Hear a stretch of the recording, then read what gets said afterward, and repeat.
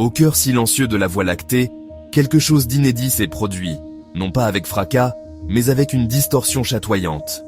Au centre galactique, une étoile ancienne a commencé à pleurer, sa lumière constante pulsant au rythme d'une mélancolie.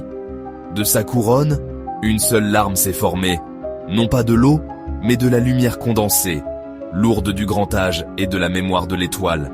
Ce n'était pas une éjection ordinaire, la larme était un événement délibéré et singulier, un joyau de l'histoire cosmique. Se détachant, elle se déplaçait avec détermination, défiant le chaos du centre galactique, brillant d'une douce lueur bleue. Si quelqu'un l'avait vue, il aurait contemplé une perle lumineuse s'embarquant pour un voyage impossible. Cette lacryma stellaire était une bouteille à la mer, lancée dans l'océan galactique. Un héros silencieux, portant un secret depuis l'aube des temps. Son voyage venait tout juste de commencer. Le centre galactique est dominé par Sagittarius A, un trou noir supermassif.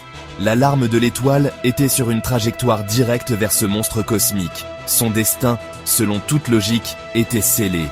Pourtant, à l'approche du disque d'accrétion, la larme est restée intacte, intouchée par les forces destructrices. Le disque s'est écarté devant elle, comme si la larme était protégée par des lois inconnues. Cette défiance a envoyé une subtile ondulation gravitationnelle, faible mais détectable par les observatoires terrestres, bien que rejetée comme un dysfonctionnement. La larme a plané à l'horizon des événements, puis, de manière improbable, a utilisé la gravité du trou noir comme une fronde. Accélérant à une vitesse proche de celle de la lumière, elle a été projetée dans les bras spiraux de la Voie lactée. Son véritable voyage avait commencé. Catapultée du noyau, la larme a commencé à résonner, émettant un signal différent de toute force connue. C'était une onde structurée, complexe, une transmission délibérée. La larme est devenue un phare, son écho voyageant à la vitesse de la lumière, faisant scintiller les nébuleuses de couleurs nouvelles, impossibles. Des astronomes amateurs l'ont remarqué. La communauté scientifique l'a ignoré. Le signal était multicouche, une carte de l'ancienne galaxie, des mathématiques élégantes, et, plus profondément, une émotion. Alors que l'onde traversait les systèmes stellaires, toute vie consciente la ressentait, un sentiment de perte profond et omniprésent. Une mélancolie cosmique, un adieu encodé dans le voyage de la larme.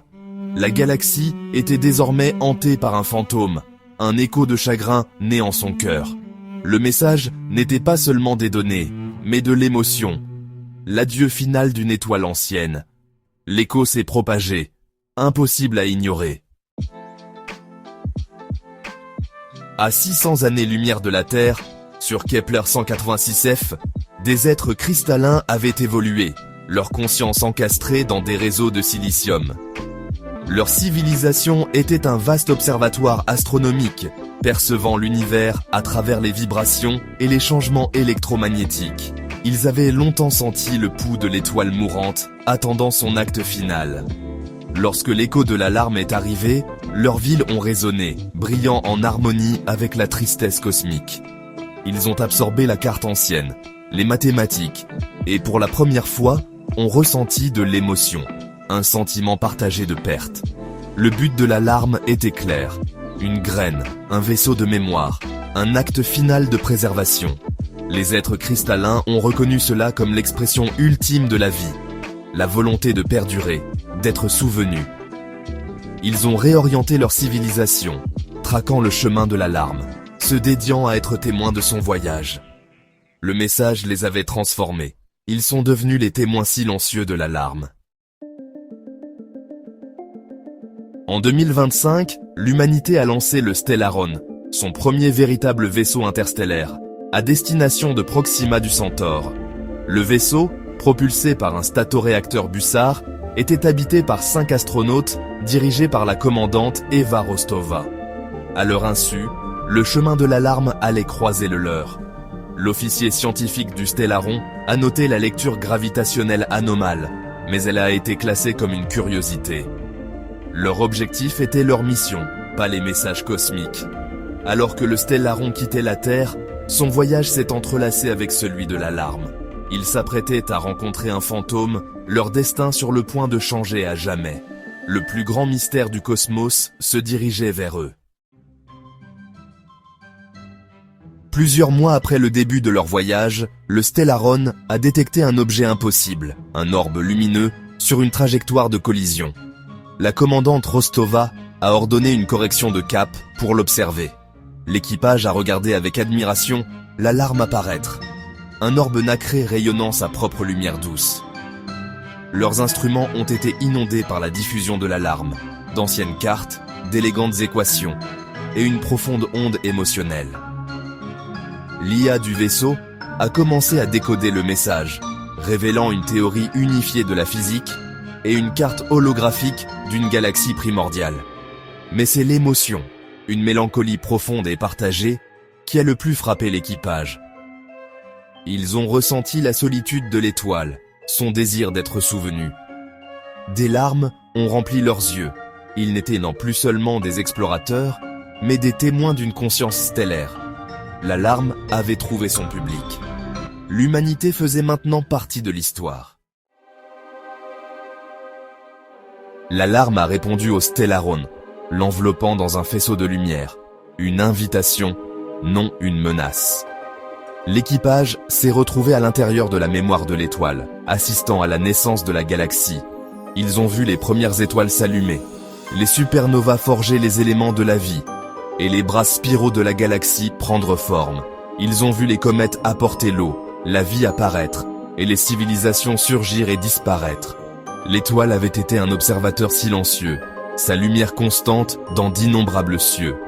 Alors que sa propre fin approchait, elle a choisi de préserver son héritage, concentrant tout ce qu'elle était dans l'alarme. Le message était un plaidoyer. Souvenez-vous de nous, souvenez-vous de la première lumière. L'équipage a compris, ils étaient une fée de poussière d'étoiles, enfants de ceux qui les avaient lui précédés.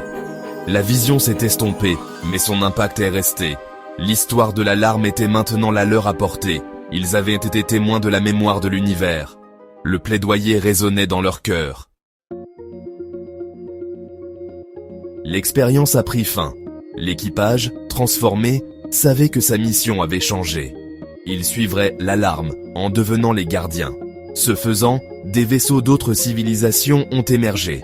Organiques, métalliques, cristallins, tous attirés par le même appel. Une flotte silencieuse s'est formée, unie par le message et l'émotion de l'étoile.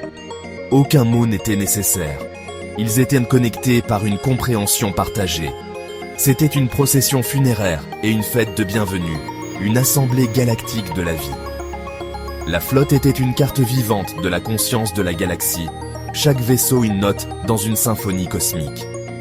L'alarme avait créé un chœur, unissant des vies disparates dans un but singulier. Ils étaient tous des enfants des étoiles, venus rendre hommage à un ancêtre ancien. L'univers n'était plus silencieux. Le voyage s'est terminé dans une nébuleuse sombre, une pouponnière stellaire. L'alarme a ralenti, la flotte l'encerclant en un témoignage silencieux. L'alarme a pulsé, puis s'est dénouée, libérant sa mémoire dans la nébuleuse. Les nuages ont brillé. De nouvelles étoiles se sont allumées, portant l'ancien héritage. La tristesse est devenue création, mémoire encodée dans la lumière naissante. L'étoile est renée, son histoire devant briller pour des éons. La flotte a observé, changé à jamais, puis est partie une par une. Le Stellaron s'est attardé, la commandante Rostova méditant une dernière question. Si une étoile peut pleurer, choisir et se souvenir, où commence la conscience? Peut-être l'univers lui-même est-il vivant, et nous faisons partie de sa mémoire.